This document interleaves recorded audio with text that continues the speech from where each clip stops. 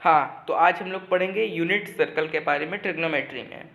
तो unit circle एक ऐसा कॉन्सेप्ट है जिससे हम डिफरेंट एंगल पे कॉस, साइन और टेन का डायरेक्टली वैल्यू निकाला जा सकता है, जिसमें इस यूनिट सर्कल का जो रेडियस होता है वो 1 कंसीडर किया जाता है।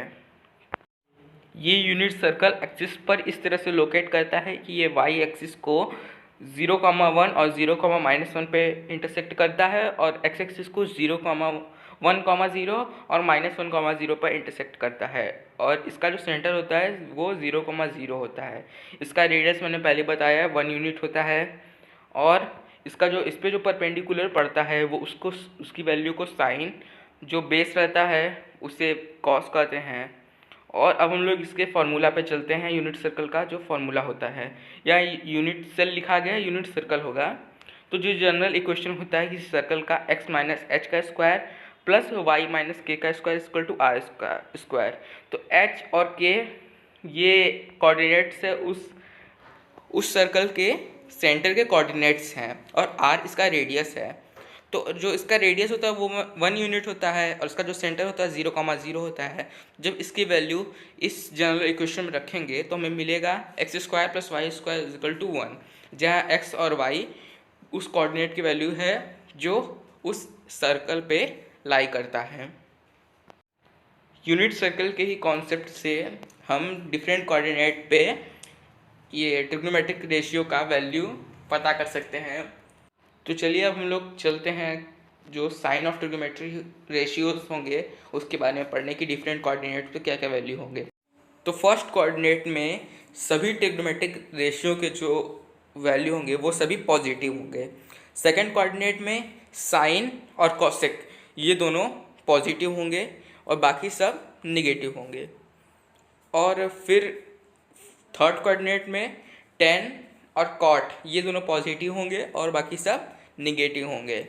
फोर्थ कोऑर्डिनेट में जो होंगे कॉस और सेक ये दोनों पॉजिटिव होंगे, बाकी सभी निगेटिव होंगे। फर्स्ट कोऑर्डिनेट में जो थीटा की वैल्यू होगी वो π/2 से नीचे लाई करेगी, सेकंड में पाई से नीचे लाई करेगी, थर्ड कोऑर्डिनेट में 3π/2 से नीचे लाई करेगी और पाई से ऊपर, और फोर्थ कोऑर्डिनेट में 2π से कम और 3π/2 से ज़्यादा पे लाई करेंगे। तो ये जो कॉन्सेप्ट होता है ये यूनिट सर्कल के कॉन्सेप्ट से आता है। तो अब हम लोग आगे चलते हैं, जो अब इसको एक टेबल के रूप में हम लोग देख लेते हैं कि क्या होंगे। तो sine 90 minus theta is equal to cos theta, यानी सब इसमें जितने भी रहेंगे सभी पॉजिटिव रहेंगे। 90 प्लस थीटा में जो हमने बताया था कि साइन और कॉसेक ये दोनों पॉजिटिव रहेंगे, इन दोनों की जो वैल्यू रहेगी वो पॉजिटिव रहेगी। और 180 माइनस थीटा में भी ऐसे ही होंगे। 180 प्लस थीटा में टेन और कॉट पॉजिटिव होंगे, और 360 माइनस थीटा में कॉस और सेक पॉजिटिव होंगे। और एक बात मैं भी यहाँ बताना चाहता हूँ कि अगर π/2 अगर आता है और 3π/2 आता है तो उसमें जो रेशियो होगा, जो उसकी वैल्यू आएगी तो वो डिफरेंट आ जाएगी। यानी जैसे साइन रहेगा तो कॉस हो जाएगा, टेन रहेगा कॉट हो जाएगा, और जब अगर पाई या 2π रहेगा तो उसमें वैल्यू नहीं चेंज होगी। जैसे साइन है तो साइन ही हो जाएगा, जैसे साइन 360 माइनस थीटा तो माइनस साइन थीटा। तो अब हम लोग कुछ फार्मूलाज को देख लेते हैं जो हमें क्वेश्चन सॉल्व करने में काम आएंगे। तो पहला तो sine square theta plus cos square theta is equal to 1। ऐसे ही तीनों ट्रिग्नोमेट्री आइडेंटिटीज़ जो मैंने इसके पहले वाले लेक्चर में पढ़ाए थे। फिर cosec A is equal to 1 by sine A, sec A is equal to 1 by cos A, tan A is equal to 1 by cot A, और cot A is equal to cos A by sine A होता है। ये गलत हो गया है typing. अब तीसरा sine 2 is equal to 2 sine A cos A, sine 2 ए is equal to 2 tan square 2 tan A upon 1 plus tan square A. ऐसे ही cos 2a 1 minus tan square A upon 1 plus tan square A, और फिर cos 2a cos square A minus sine square A, cos 2 is equal to 2 cos square A minus 1, फिर 1 minus 2 sign square ए। तो ऐसे ही करके कई फार्मूलेज में दिए गए हैं। ये बहुत ही इंपॉर्टेंट फार्मूलेज हैं, इसको दिमाग में रखना ही पड़ेगा, बिना इसके क्वेश्चन सॉल्व नहीं किया जा सकता। अब और आगे कॉस ए का दिया हुआ है 1 minus tan square A by 2, 1 plus tan square A by 2, ten 2a का 2 tan A upon 1 minus tan square है, इसी तरह tan a का भी होगा, बस जहाँ पे a लिखा है वहाँ a/2 हो जाएगा। cot 2a का होता है cot square a -1/2 cot a। sin 3a 3 sin a -4 sin cube a। इसी तरह cos 3a का भी होगा 4 cos cube a -3 cos a। tan 3a का भी इसी तरह होगा 3 tan a -10 cube a upon में 1 - 3 tan square a। cot 3a का cot cube a -3 cot a upon में 3 cot स्क्वायर a -1। और इसी करके इनके जो और भी डेरिवेटिव होते हैं उसके फॉर्मूले दिए गए, जैसे cos a का a/3 के फॉर्म में होगा, sin a का sin a/3 के फॉर्म में, tan a का tan a/3 के फॉर्म में। तो ऐसे ही कई फार्मूलेस होते हैं। अब हम लोग आगे चलते हैं प्लस और माइनस के फॉर्म में। अब इसमें जो फॉर्मूलेज आएंगे वो बहुत ही इंपॉर्टेंट हो गए, जैसे cos a + b का cos a cos b - sin a sin b, cos a - b का cos a cos b + sin a sin b, tan a + b का tan a + tan b upon 1 - tan a tan b। इसी तरह sin a + b sin a - b का जब multiplication करेंगे तो sin square a sin square b, cos a + b cos a - b का जब multiplication करेंगे तो cos square a cos square b। इसी तरह से tan a/b का फॉर्मूला होता है, cot a/b का होता है। इसी तरह sin a + b का भी होता है, तो उसका क्या होता है sin a cos b plus cos a sin b। sin a - b का भी होता है sin a cos b cos a sin b। sin c + sin d का भी है, तो 2 sin c + d/2 और cos c - d/2। और cot a - b का भी दिया हुआ है, cot a cot b + 1 upon cot b - cot a।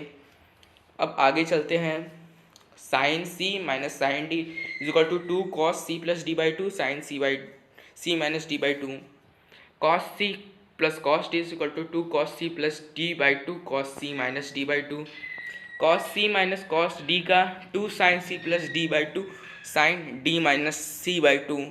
इसमें यही देखना है कि sin d - c/2 हो जाएगा।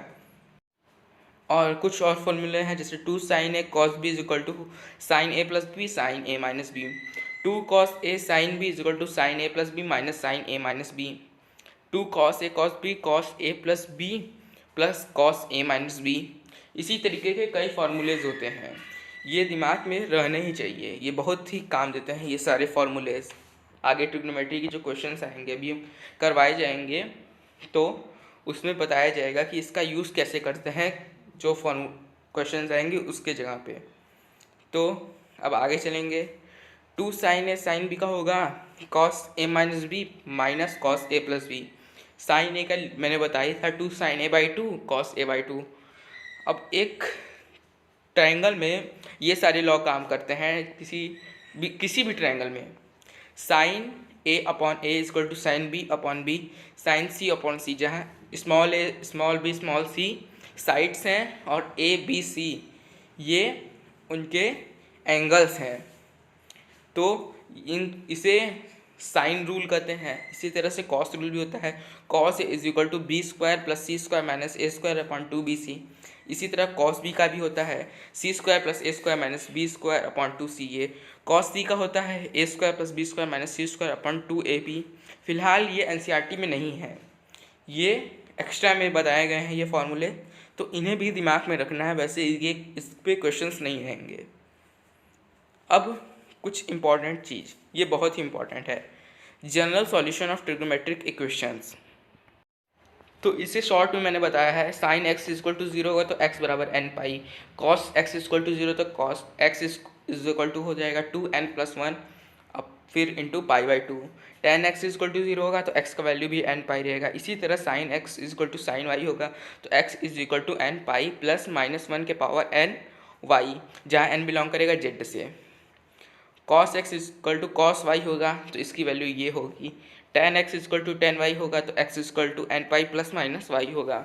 sin square sin square y होगा तो x = n pi plus minus y होगा।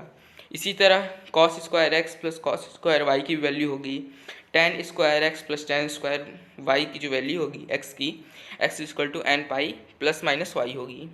अगर इस वीडियो पे 100 के वेव्स आ गए तो मैं इन सभी का डेरिवेशन करवाऊँगा। Thank you.